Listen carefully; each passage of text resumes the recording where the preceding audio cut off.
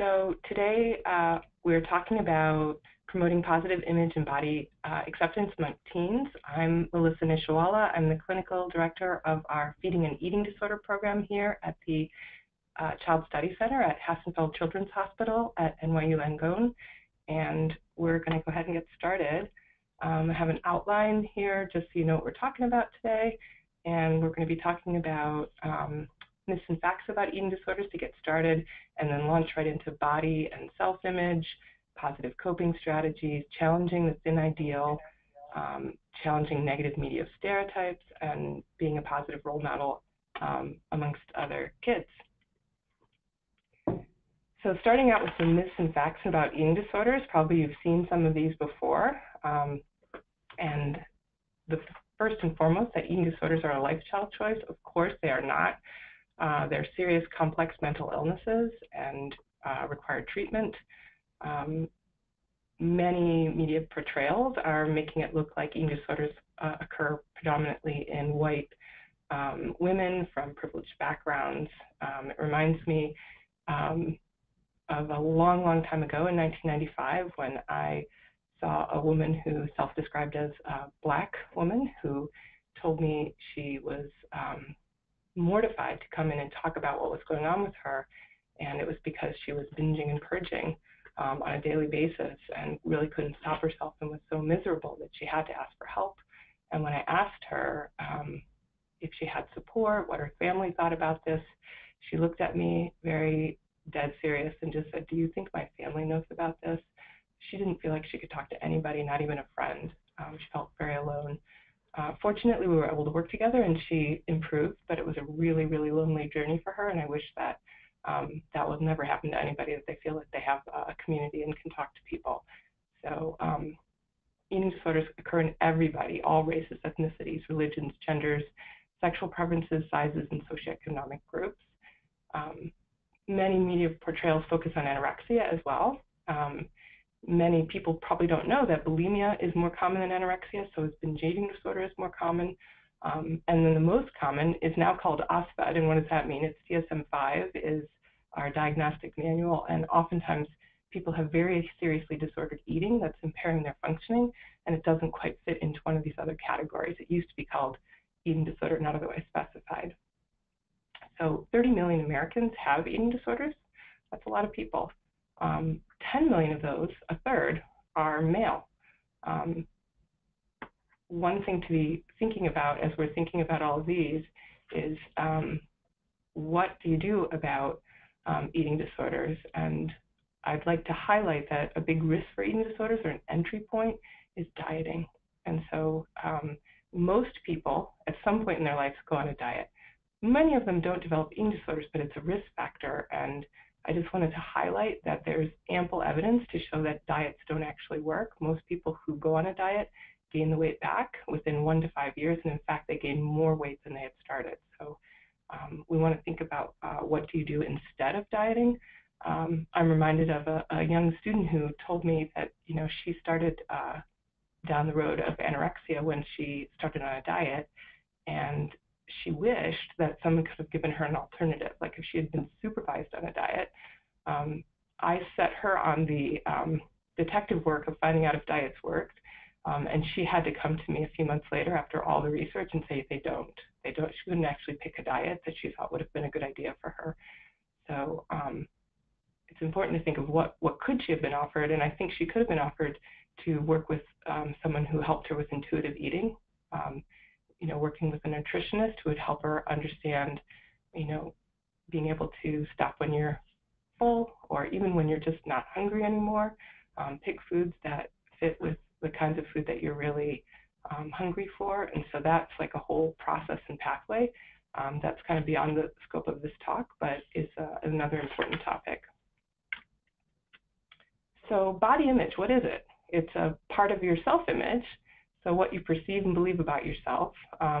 Here we have some indicators of negative body image or positive body image. And so no surprise that if you have the negative body image, that you're much more likely to become depressed, you know, obsessed about foods and particular eating practices and behaviors that will make you more likely to be quite unhappy. And a positive body image, that's clear and true, as you really are, makes you feel confident, proud, accepting, comfortable, and self-compassionate, is essentially like a universal vaccine against eating disorders. So of course we want to be able to promote this. So we're going to talk about some positive coping strategies in various categories. These are a lot of the things that if someone was coming to see us and we were helping them with feelings of anxiety or depression, or particularly maladaptive coping strategies or eating behaviors, we would be working on something called cognitive behavioral therapy, which helps us to change our thoughts and our behaviors so that our emotions can follow. One of the emotional strategies would be riding the emotional waves. We'll get into that, and then on to challenging some of the thin ideal media stereotypes and being a positive role model and a good friend. So what is inner coach and inner critic? We all have something of a voice in our heads. Not to say that we're hearing voices, but we have our own voice in our head. And if this voice has an overly negative tone, that means that our inner critic has taken over from our inner coach. The inner coach is really the positive self-talk that we can engage in, and the inner critic is self-defeating thoughts. So in an eating disorder, that inner criticism has become very rigid, cruel, abusive, so negative, and so rule-bound that nothing else matters. And we can mindfully and purposely call on our inner coach. Here are some ways that we might do so and promote a positive sense of self or a body image. So one way to start out is to ask yourself, truthfully and honestly, is appearance more important than character, what's inside, what you're made of? If you were able to make a list of 10 positive attributes, you might decide that you have a lot of positive attributes that have nothing to do with your appearance. And a hint, you would focus on your efforts, your achievements, and your skills. So some examples would be things like thoughtful, kind, or creative, but go beyond that. Think of specific examples in which you were each of those. What is something that shows that you were thoughtful? Perhaps you planned a school campaign to help children in need, as an example. Another thing that you can do is catch your inner critic. So watch very carefully especially if you're feeling down, anxious, sad, upset. Thoughts can often go to the negative. So if you notice a self-demeaning kind of thought, wear a bracelet, like whatever color you like, bright blue, bright pink, bright yellow, whatever it is. And when you have that thought, move that bracelet from one wrist to the other. And you'll find you might get annoyed by it. It's almost like you'll start to say, like, you don't have to do that thing, so you'll start to put those thoughts in check. Another activity that you can do is on the NIDA website, which I'll have at the end of the talk. There's something called the Declaration of Independence for a Weight-Obsessed World. I would recommend that you take that declaration. Moving on to riding the emotional wave. One thing that can happen when we are on a high negative emotion is that our inner critic can really kick in. And so it's not a time that we can think or reason. It's not a time to work something out, figure something out. It's a time to get off of that emotional wave. So the way that you can look at that is that emotions come and they go. It's like waves lapping on a beach. If they come, they're going to go away again, and sometimes we just have to wait.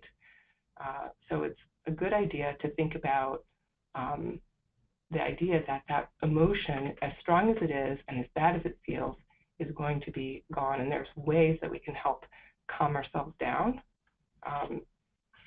When you're at the top of that wave, at the height of the emotion, you may have learned at some point that there's a part of our brain called the amygdala. It's like a big, strong emotion center, and when it's firing, everything else goes offline. It's like you can't think. It's a fight or flight mode, so it's not a thought mode. It's a time to calm down and figure out like what are some things that you could do to get off of that wave.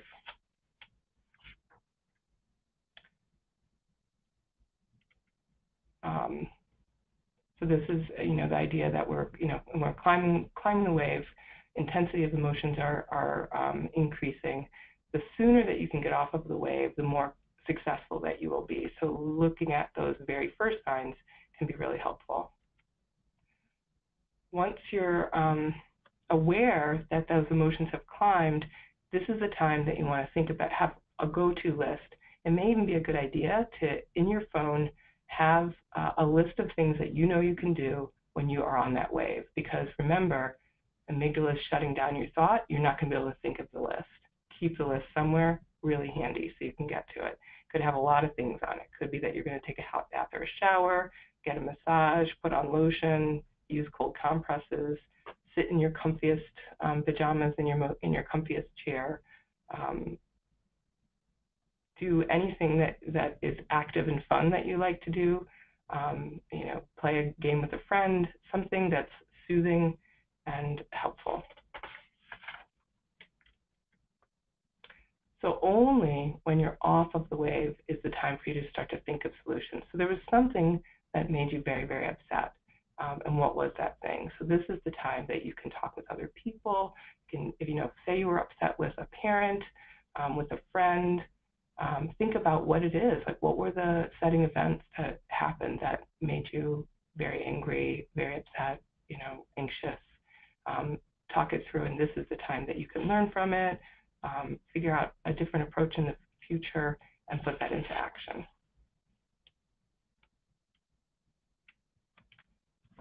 So one of the problems with recent media portrayals, not just about eating disorders, but in general, is that they are heavily, heavily endorsing the thin ideal. If you look at these words on a page, it's a little hard to look at, to think that people will see fat as bad, sick, lazy, ugly, inferior, or out of control.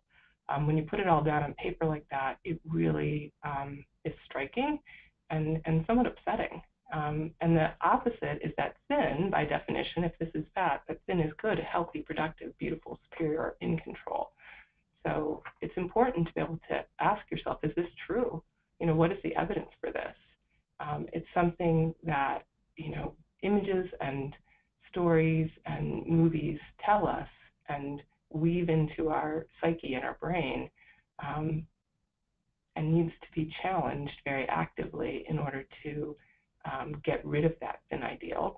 And the reason is the thin ideal is what's driving these very rigid, controlling, and unproductive kinds of behaviors. So I think that it can be, many people could say, if they're thinking of diversity, they'll think about diversity of race, gender, sexual orientation, religion, and ethnicities. And what will be really helpful is if you add to those size, weight, and appearance, in general. So how can we more specifically challenge these negative or narrow media images? We all know that many sources are promoting these images. In addition, many people will only put photos up if they've heavily edited them on any of their social media.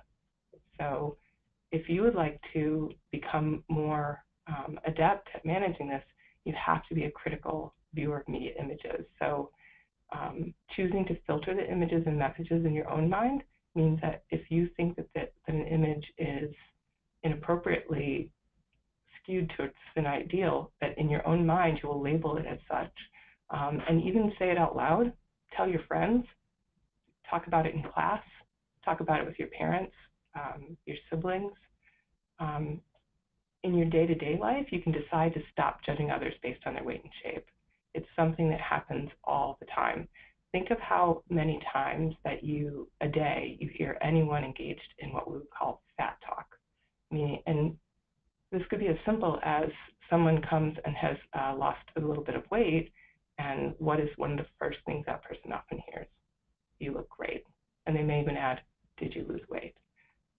about a very young child listening to that and what that child is learning in that moment about how much they value shape, weight, and in particular losing weight. You can also notice and applaud diversity in images. So if you see an image that is beautiful and doesn't fit an ideal, point it out, talk about it, think about it more in your own mind. What is beautiful about that image? And then discourage negative and blaming images from others.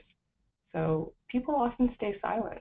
They hear things, they know that it's not right, they know that it's hurtful, and they stay silent because they're afraid. So don't be afraid. Think to yourself, what are you doing actively that is going to end stigma in the world? Some of the things you could do, you could organize a letter writing campaign. Think about that happening at your school. Find images and actually write into the editors of magazines to let them know that you disagree with those images and why, and what kinds of images you'd like to see. You could volunteer at an event. There's events, for instance, through on the American Academy of Eating Disorders website, on the NIDA website. You'll be able to join and be active. There's a recent concept that I think people might find interesting, that they think about things like racism and not wanting to be, no one would want to be called a racist. But the concept is that the last acceptable ism is healthism, and people are starting to use the word healthy when they actually mean thin. So think about whether or not when you say healthy, are you actually meaning thin, because you need to be able to challenge yourself on that. So what about being a positive role model? One of the ways that we put ourselves down is that when other people give us compliments, we say, yeah, but. So as an example, suppose a teenager is in a play at school and someone says at the end of that play, wow, what a powerful, powerful performance. And then the next thing we hear is, yeah, but I missed a line in scene 2. So are you yeah butting yourself? We would like to replace that yeah but with yes and. Get the but out of there. What happens if you use the word but after you say something positive is you've just invalidated the thing you said before.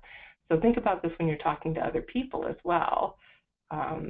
If you say, you really did a great job on that paper, but you could have done some more editing. The person doesn't think that they did a great job anymore. So if you say, you really did a great job on that paper, and I would be able to read it more fluidly if there were a bit more editing, it sounds completely different. So give yourself that and, the yes and. So for instance, what a powerful performance, yes. And I worked so hard at it, and I'm so excited to be able to have done this today. It feels quite different if you do it. Next time you're about to edit an image before you post it on social media, ask yourself why. How are you editing it? Like, what is different about this image? Perhaps the first image was even more beautiful. Be open and proud about eating a wide range of healthy foods. Like, how many times have people ducked out of a situation because they thought that they either couldn't eat what was there or they didn't want to eat something in front of people? Many people label foods as good or safe and bad or dangerous. All foods are healthy as long as they're eaten in proper proportions and because we're hungry and because food is a fun and social thing. So keep in mind that if you do this in front of your friends, you may find that other people follow. I'd like to make a point, too, about social relationships. We're talking about role models, that humans are social animals. We want to be around each other, and one of the most consistently research-reported indicators of happiness, I'm sure you guys have all heard it, it's relationships, friendships. So being able to focus on friendships and relationships in a positive way will contribute greatly to our happiness. And preoccupation with food or exercise or eating disorder behaviors can often crowd out any room to have those friendships and relationships. So what if a friend of yours is engaging in disordered eating or scary behaviors? What could you do? Well, the first thing is don't wait. It can feel really scary and awkward to be able to bring up these things, but being a good friend means that you're able to, in a kind and respectful and firm way, say what you're worried about. So the steps would be to set an unhurried time. Sometimes you're not going to get distracted, quiet, uninterrupted, and then don't beat around the bush. Be honest and direct. Be prepared with specific examples. I have noticed that I have not seen you eat anything in the past 3 weeks in front of anyone, for instance. Or I have heard you vomiting in the bathroom after meals. Sounds really upsetting to say these things out loud, and yet it has to be honest and direct if you're noticing something scary in somebody else. Explain why you think it's a problem. Again, firm, kind, direct, and then be ready to enlist the support of an adult. You may have already told the adult about it, or you may tell them together at that point. It needs to be a parent, a school counselor, or a professional, because you can't do this alone. You have to be able to get the help from adults. Don't feel like you have to persuade the friend to your position in that moment. Don't make it a battle of wills. State your point, maybe restate your point. But don't feel like that you have to convince them. It's really hard to be able to battle against an eating disorder, and you're not expected to be able to do that. Don't be blameful. Don't try to cause guilt, but get some help. So I want to leave us with some resources before we go on to questions. And one of the thoughts as we're looking at this, a very close friend of mine just gave some very wise advice. He is just enduring an almost unimaginable loss. And he said, if you need help, ask. Help is available. If you're doing okay, look around you. Somebody else needs help. I think that's a very wise advice. And the thing I would add to it is if you ask somebody and they don't help you, keep asking. Somebody out there will help you. And then a few questions that we can think of. Do you need help? Do you feel miserable a lot of the time? Is your quest to eat in a very specific way leaving you feel isolated and alone? Do you use food to numb your feelings? Are thoughts of food or your appearance taking up an inordinate amount of time, taking away time from fun and relationships? Is your friend time suffering because of your eating behavior? These are some reasons that you might need help, and these are some resources. I mean, you could find definitely a lot of good information online. NEDA, the National Eating Disorders Association, has a hotline. The Academy for Eating Disorders has many helpful resources and materials. And here at the Child Study Center, we provide treatment for people with not only eating disorders, but all kinds of anxiety disorders, depressive disorders, and other problems. And you can call our intake number. So we are, on behalf of the Child Study Center, I want to thank you for joining me today. And we're going to take chat questions, actually, first before we leave. So the first question is, do you agree that positive outcome indicators are helpful when it comes to portraying anorexia? Could something like To the Bone, which ultimately portrays a young woman getting better, be helpful for people to see? Well, this is a really complicated question, and there's been a huge flurry of interest and debate, about raising awareness for eating disorders versus showing very particular portrayals of eating disorders. I certainly think that shows about eating disorders could increase awareness and help people to understand something about what people with eating disorders are going through. And I would just ask that any media portrayals be devoid of the hallmarks of emaciation or very, bony bodies, the, actual eating disorder behaviors. And the reason being, I can't tell you how many times that I've heard a story in which the tipping point was watching one of those portrayals. And instead of seeing the horror and the awful parts of it, it was used as a how-to guide. And then, people, of course, never think in that moment, let me get an eating disorder. But they think that they can engage in these behaviors for whatever reason to feel better in some way. And what they find out is they don't, in fact, feel better, and they develop an eating disorder. Another question, what help or harm could be brought to people who are vulnerable either to worsening eating disorders or relapse by watching portrayals on TV or film? So as I was starting to get at, in addition to a tipping point into an eating disorder, watching such portrayals are triggering to people who are either in the midst of an eating disorder or recovered but still vulnerable to eating disordered behaviors. And in fact, I've seen many people talking about that on social media now, that they are, they watch and rewatch such shows. And even though they find it triggering, and even if they could talk about that and have, a language to talk about that and emotional resources to talk about that, they still find that there's a part of them that is pulling towards returning to eating disordered behaviors, even when they know it's a source of misery and unhappiness to them. So another question, how do I know if and when my child has an eating disorder?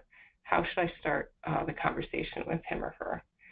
So as far as signs of eating disorders, sometimes, the signs are that, if someone has anorexia nervosa, it would be that they've lost, too much weight to the point of being medically unstable.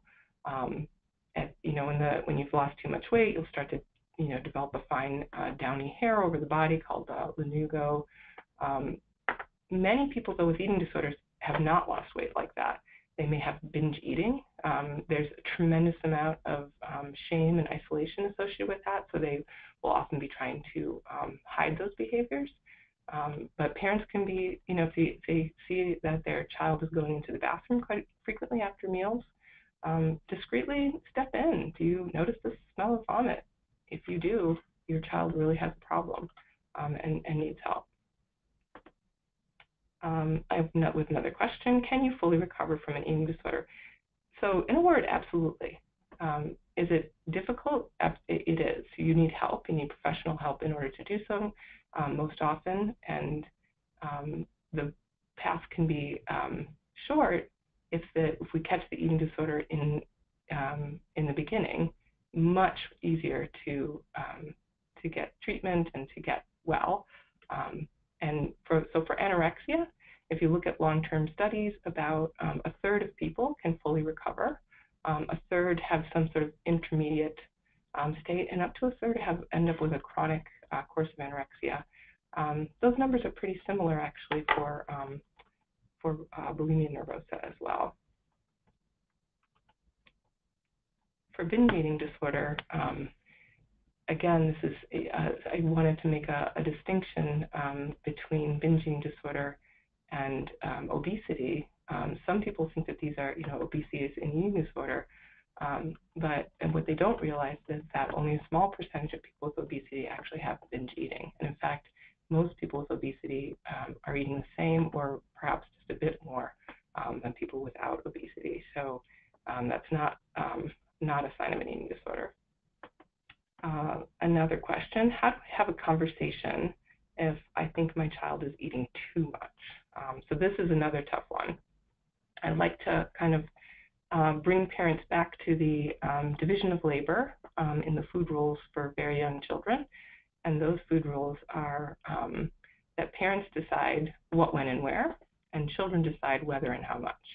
And what this means is that there is actually no comment on how much they are eating. beyond something like if they have food on their plate and they're not finishing, it might be reasonable to say something like, looks like you're not hungry. Let's, put that, we'll, put this away. You don't have to finish it. And then if they are hungry, 5 minutes later, if we're looking at the part of the food rules is that meals and snacks are served at particular times. So it means that we're going to be having, if it was lunchtime at noon, well, we're going to be having a snack at 2 p.m. And there'll be a couple of choices for that. Dinner's going to be at 5. So there's always another time for that child to eat, and so you eat at planned times as opposed to eating all throughout the day. But parents are deciding what those foods are and leaving up to their children to decide whether they're eating and how much they're eating. So if you think your child is eating too much, it might be that you have a bad pattern of like how you're actually offering food and need some help with reorganizing that. It may be that sometimes we'll find that children actually do have too much of a drive to eat biologically, and so you may need professional help with that and would want to be able to contact somebody. Okay, so now I want to let you know that we're having another webinar coming up next week with our own Laurie Evans and Sam Busa, and it's called Spin Me, Squeeze Me, Twist Me. Do fidget spinners help kids focus or distract them? Definitely tune into that. And on behalf of the Child Study Center, I want to thank you for joining me today. Once you leave the webinar, you'll receive a survey, and we'd appreciate it if you could complete it.